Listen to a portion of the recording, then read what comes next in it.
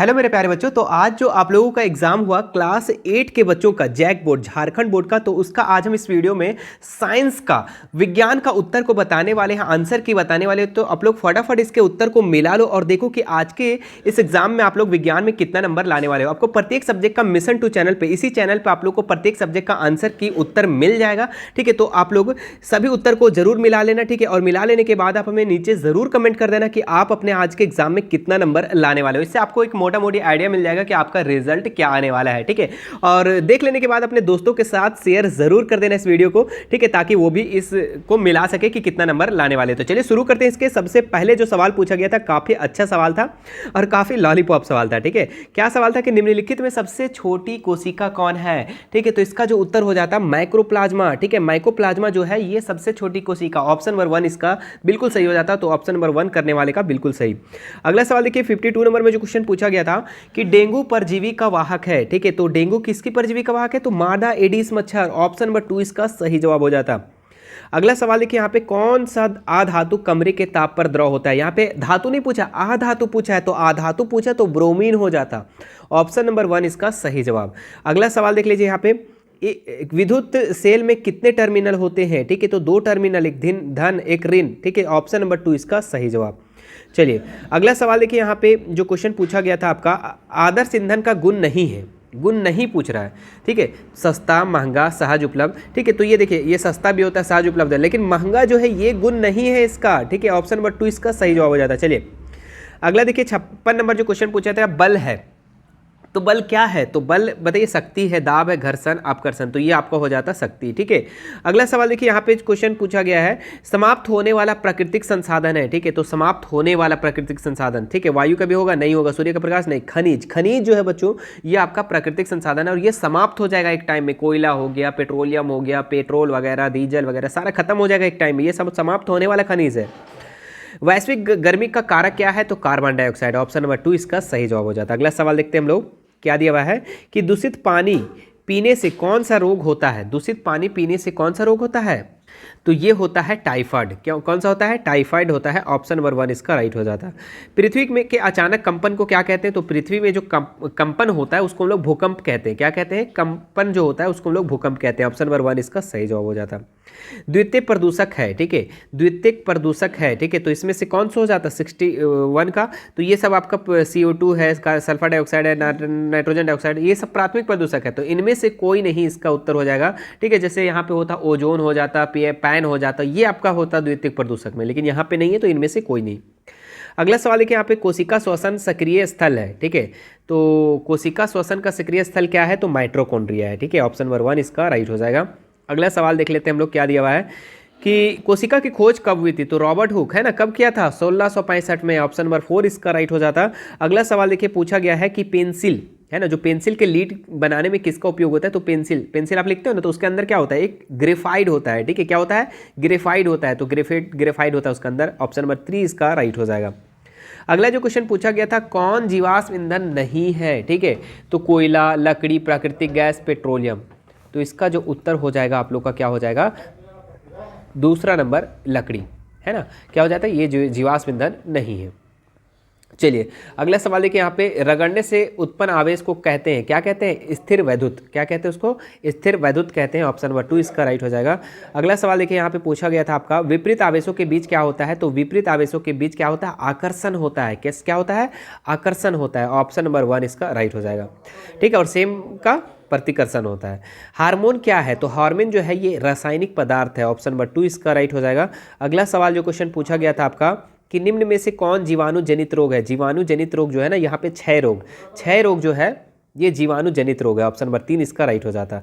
अगला सवाल देखिए यहाँ पूछा गया था कौन सी गैस अत्यंत विषैली है, तो यहाँ पे आपका कार्बन मोनोऑक्साइड जो है ना, ये बहुत ही खतरनाक गैस है, बहुत ही अत्यंत विषैली है। ठीक है, चलिए अगला सवाल पूछा गया था आपका प्रोटीन का संश्लेषण होता है, तो प्रोटीन का संश्लेषण कहाँ होता है, तो ये आपका राइबोसोम में होता है। ऑप्शन नंबर 2 इसका राइट हो जाएगा।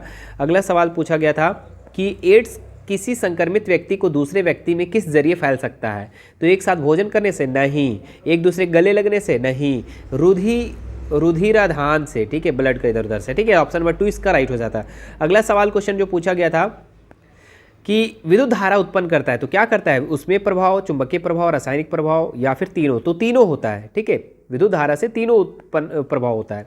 अगला सवाल, दाब का मात्रक है, तो दाब का मात्रक जो है ना ये आपका हो जाएगा पास्कल भी हो जाएगा, न्यूटन प्रति वर्ग मीटर भी हो जाएगा। तो ऑप्शन नंबर तीसरा इसका राइट हो जाएगा, 1 और 2 दोनों। चलिए अगले सवाल की तरफ बढ़ते हैं हम लोग। क्या है, ज्वाला कितने क्षेत्र में होते हैं, तो ज्वाला के 3 क्षेत्र होता है। कौन कौन क्षेत्र, ठीक है 3 क्षेत्र होता है। ऑप्शन नंबर 2 इसका राइट हो जाएगा। ठीक है, मुकुलन द्वारा जनन किस में होता है, तो मुकुलन द्वारा आपका हाइड्रा में जनन होता है। ऑप्शन नंबर 1 इसका राइट हो जाता है। अगला क्वेश्चन जो था आपका, आधातुओं के ऑक्साइड कैसे होते हैं, तो आधातुओं के जो ऑक्साइड होते हैं ना ये आपका अम्लीय होते हैं। क्या होते हैं, अम्लीय। ऑप्शन नंबर 1 इसका राइट हो जाएगा। अगला जो क्वेश्चन पूछा गया था, आग उत्पन्न करने के लिए आवश्यक है, ठीक है, तो ईंधन भी जरूरी है, वायु भी जरूरी है, उष्मा भी जरूरी है, तो इनमें से सभी इसका उत्तर हो जाता है ऑप्शन नंबर 4। मलेरिया रोग का कारक है, मलेरिया रोग का कारक क्या है, तो मलेरिया रोग का कारक जो है आपका प्रोटोजोआ है। क्या है, प्रोटोजोआ। अगला सवाल देखिए यहाँ पे, निम्नलिखित में से कौन विद्युत का कुचालक है, तो आपका तांबा, लोहा, एल्युमिनियम, रबर। रबर जो है यह विद्युत का कुचालक है। ठीक है, मतलब एक साइड से दूसरे साइड करंट नहीं पहुँच पाता है इसी के कारण। ठीक है, रबर। अगला सवाल देखो यहाँ पे, कौन सी गैस दहन के लिए उपयोगी है, तो oxygen. Oxygen gas, oxygen gas दहन के लिए ज़रूरी है, जलने के लिए ऑक्सीजन गैस होना बहुत ज़रूरी है। इसका एग्जांपल भी आप लोग तो पता होगा, जैसे कि जो मोमबत्ती कैंडल जला करके ऊपर से गिलास ढक देते हो, ठीक है, तो क्या होता है, ऑक्सीजन जैसे खत्म होता है तो वहाँ बुझ जाता है। होता है कि नहीं होता है, बिल्कुल। बैलों द्वारा गाड़ी खींचना किस बल का उदाहरण, तो 82 नंबर का जो उत्तर हो जाता है आपका पेशीय बल। क्या हो जाता है, पेशीय बल। अगला सवाल देखिए यहाँ पे, जो क्वेश्चन पूछा गया कि एक आधातु जो कठोर होता है वो कौन होता है, हीरा। हीरा ऑप्शन नंबर इसका राइट हो जाएगा। निम्न में से कौन संश्लेषित रेशा है, तो संश्लेषित रेशा इसमें कौन हो जाएगा, तो रियोन। रियोन जो है नायलॉन हो गया, ये सब सारे का क्या है, संश्लेषित रेशा है। अगला सवाल देखिए यहाँ पे, किस प्रदूषक से ओजोन परत क्षय हो रहा है, तो CFC क्लोरोफ्लोरोकार्बन के कारण ओजोन परत क्षय हो रहा है। ऑप्शन नंबर 3 इसका राइट हो जाएगा। ठीक है, 86 नंबर जो क्वेश्चन पूछा गया था, एक युग्मनज में पाए जाने वाले केंद्रकों की संख्या, तो 1 होती है। कितना होती है, 1 होती है। ऑप्शन नंबर 1 इसका राइट हो जाएगा। अगला सवाल देखिए यहाँ, चीनी को एल्कोहल में बदलने की प्रक्रिया क्या कहलाती है, तो चीनी में एल्कोहल बदलने की प्रक्रिया को क्यूनन कहा जाता है। क्या कहा जाता है, क्यूनन कहा जाता है। अगला सवाल देखिए यहाँ पे, जो क्वेश्चन पूछा गया आपका 88 में, विरिधि हार्मोन का स्राव करने वाली ग्रंथि का क्या नाम है, तो इसको हम लोग कहते हैं पीयूष ग्रंथि। ठीक है, प्यूटरी ग्रंथि। ऑप्शन नंबर 3 इसका राइट हो जाएगा। एक धातु का दूसरी धातु पर परत चढ़ाने को क्या कहते हैं, तो उसको विद्युत लेपन कहा जाता है। क्या कहा जाता है, विद्युत लेपन। ऑप्शन नंबर 3 इसका राइट हो जाएगा। हाँ चलिए, अगला सवाल जो पूछा गया था आपका, जंतुओं द्वारा प्राप्त खाद्य पदार्थ शहद। ठीक है, आप लोग को बता चुके थे हम, शहद इसका राइट उत्तर हो जाएगा, है ना। किसके प्रयोग से घर्षण कम किया जा सकता है, तो ग्रीस लगा करके, तेल लगा करके, ये सारी चीज़ों से हम लोग घर्षण को कर सकते हैं कम। ऑप्शन नंबर 3 इसका सही जवाब। एक टैडपोल जिस प्रकार वयस्क होता है वह होता है, ठीक है, क्या होता है, तो एक टैडपोल जिस प्रकार वयस्क होता है उसको हम लोग कायांतरण कहते हैं। क्या कहते हैं, कायांतरण।